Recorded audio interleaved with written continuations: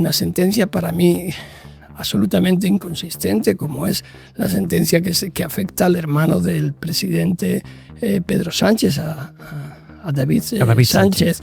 Bueno, pues a mí me dejan absolutamente descorazonado, roto. El juez que no se calla. Baltasar Garzón, en Hora 25, lanzó un diagnóstico brutal sobre la justicia española. Su denuncia, el Tribunal Supremo actúa sin contrapesos, convertido en un órgano con más poder político que no rinde cuentas ante nadie.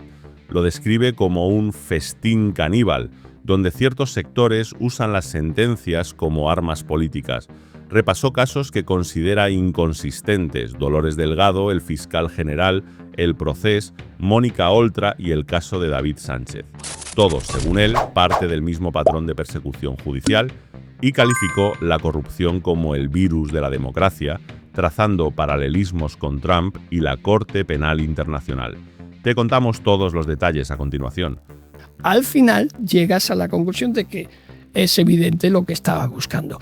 Eso, para la gente en general que no tiene por qué profundizar en ese detalle, pues puede aparecer como unanimidad. Sin embargo, para los que sí conocemos esta profesión, pues vemos la consistencia o la inconsistencia de las pruebas. Si ha habido un interés no estrictamente legal, o ha habido unas interpretaciones que ya desde el principio venían preordenándose para conseguir una finalidad. No voy a decir que estemos en el ámbito de aquel instituto del que también hablo en el libro, del derecho penal de autor, pero hay veces que parece como que primero se elige la persona y después se colocan los argumentos. Y eso es muy, muy peligroso, y tenemos ejemplos, no la generalidad, pero sí los ejemplos que están en los medios de comunicación. Por tanto, yo lo que he querido hacer con esta reflexión en el libro La democracia amenazada es ser una llamada. Digo que es un libro de combate. Procuro identificar los problemas que yo creo que nos están afectando y que están deteriorando la convivencia, la desinformación, el tema de la inmigración, el tema de la memoria, el tema de la corrupción, a la que digo verdadero virus de la democracia. En fin, todos y cada uno de esos elementos que creo que están incidiendo negativamente y que podríamos reconducirlo y reconvertirlo a lo que deberían de ser, que son instrumentos de pacificación y de integración y de respeto a esa pluralidad, ahora que está tan de moda esto y que algún expresidente del gobierno español se dedica a identificar las nacionalidades por las razas y las etnias, ¿no? Pues, como el señor Rajoy. No ha llegado a tiempo el capítulo de Rajoy para el libro La democracia amenazada, pero todo el resto de conceptos, oyentes, si quieren profundizar, los van a encontrar ahí dentro, en este libro publicado por Planeta. Nos tenemos que despedir, estaríamos mucho más rato hablando. Nos vamos a despedir con un aria de Turandot, Nessun Dorma, en voz de Pavarotti, pero déjeme la última, me he pasado al usted la última pregunta, voy a volver al tú, porque nos hemos puesto serios, me he pasado al usted. Ahora tienes 70 años, vas a cumplir 71 en octubre. ¿Cómo te afecta, cómo vives, cómo te pesa el paso de los años? Hombre, pesan, pesan y pesan mucho. Es la experiencia.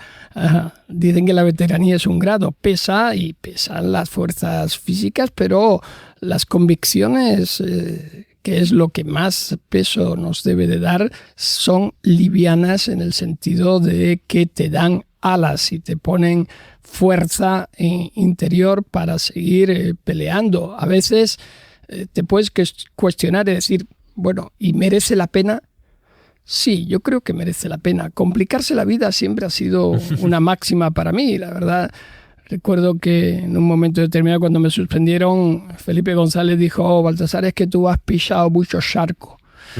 Bueno, pues no sé si he pisado charcos o no. A veces hay que pisarlos, a veces hay que fajarse con lo que te enfrentas y responder hasta las últimas consecuencias con aquello en lo que crees y sobre todo porque creo que en lo que se refiere a mi profesión, el servicio público es algo fundamental, vivirlo, defenderlo y luego ser militante de los derechos humanos y luchar por ellos, porque es que no nos damos cuenta a veces cuando decimos, bueno, ya veremos, a ver, da igual, vivimos en un momento crítico, ¿eh? Se critica mucho a los jóvenes y la tendencia que tienen, al asentismo, a todo, no, yo no, pero también tenemos que ver las generaciones anteriores en lo que no hemos hecho bien para que la situación esté siendo como ahora, para que aparezcan elementos que también trato en el libro, como Donald Trump, que están rompiendo el tablero. Recientemente unas directrices del Departamento de Estado de Estados Unidos, donde ponen como enemigo público número 1 a la Corte Penal Internacional, es decir, persiguiendo con sanciones a jueces, a fiscales que, mal que bien, cumplen con su labor, es decir, rompen la estructura de derecho internacional, que es lo único bueno que tenemos. Por tanto, hay que seguir esa pelea, hay que seguir pisando charcos. No sé qué ha sido más duro. ¿Investigar a gobiernos, llámese Gall, llámese Gürtel, perseguir a narcos, ir contra ETA, o esto que ahora estábamos comentando, intentar extraditar a Pinochet, tratar de dar dignidad a las víctimas del franquismo? ¿Qué ha sido más difícil? Más difícil es cuando te enfrentas a tus propios compañeros, ¿eh? ¿Al Tribunal Supremo? En casa del herrero, cuchillo de palo, ¿eh? Es decir, el corporativismo es muy, muy potente y cuando desde dentro se pone en marcha dinamitar el dique de contención, es muy difícil contener la riada, ¿eh? Prácticamente imposible. Mientras que eso no se produzca, todavía hay opción, pero cuando quien tiene el poder de hacerlo lo hace y cuando no hay contrapesos para evitarlo, ni siquiera una segunda instancia para ver si aquello que han decidido es correcto o no, es muy, muy peligroso. De ahí mi lucha frente a las decisiones del Tribunal Supremo, que yo puedo compartir o no compartir, que pueden ser acertadas o desacertadas, pero lo que no pueden ser es únicas e inamovibles en única instancia, cuando se trata de casos de aforados, como lo era yo y como estamos viendo día a día que se producen. Es decir, oiga, aquí tendría que haber un contrapeso, una segunda instancia, que por otra parte lo están exigiendo desde hace mucho tiempo el Comité de Derechos Humanos de Naciones Unidas. En mi caso así lo estableció también y sencillamente no me echan cuenta, es decir, no se preocupan de eso y vemos que son decisiones gravísimas.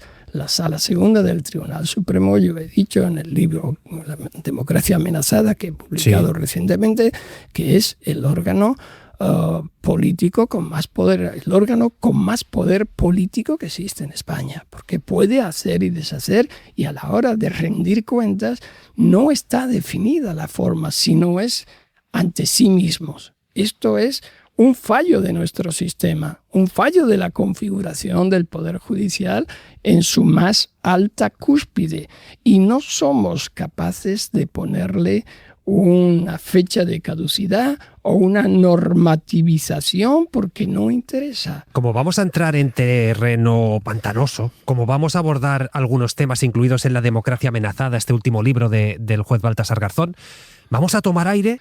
Eso de alguna manera me hace estar lo suficientemente calmado cuando escribo, y normalmente lo hago a este ritmo.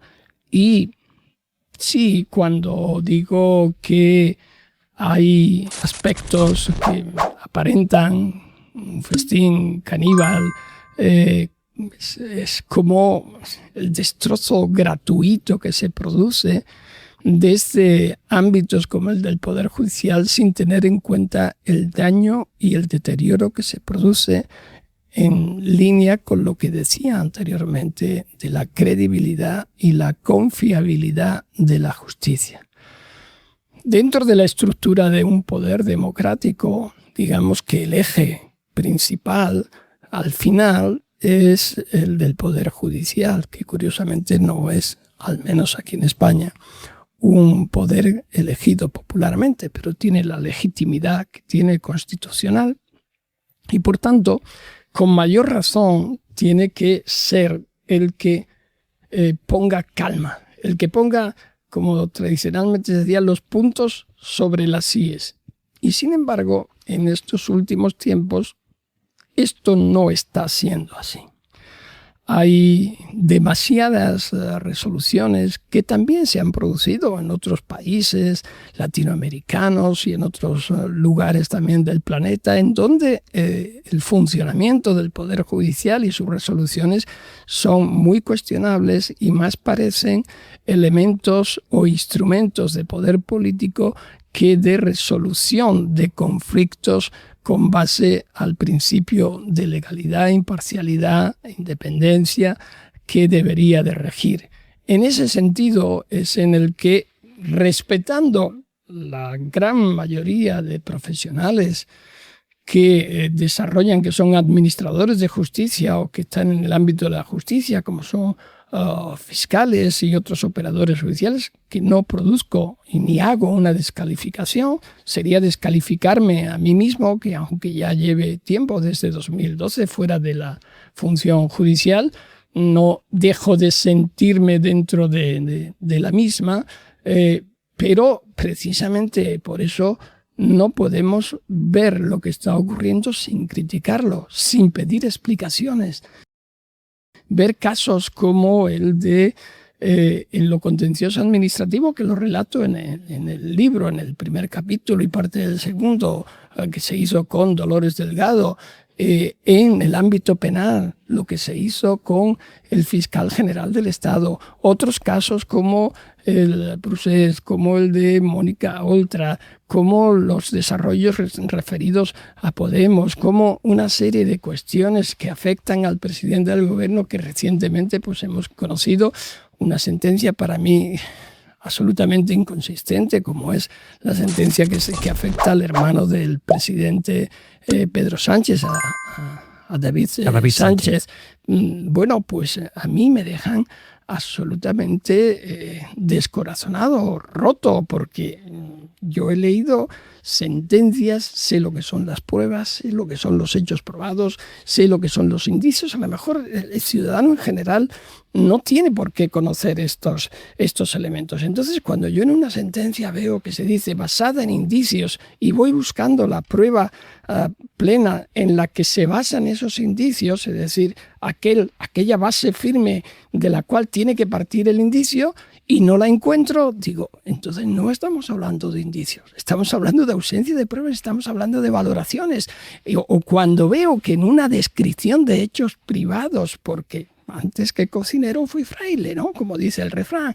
Veo casi literal. Cómo se va, sí, casi literal, cómo se va introduciendo, pero me gusta también la cocina bastante, introduciendo elementos y afirmaciones que en una lectura genérica no percibes, pero dices, ya aparece el nombre en esta frase.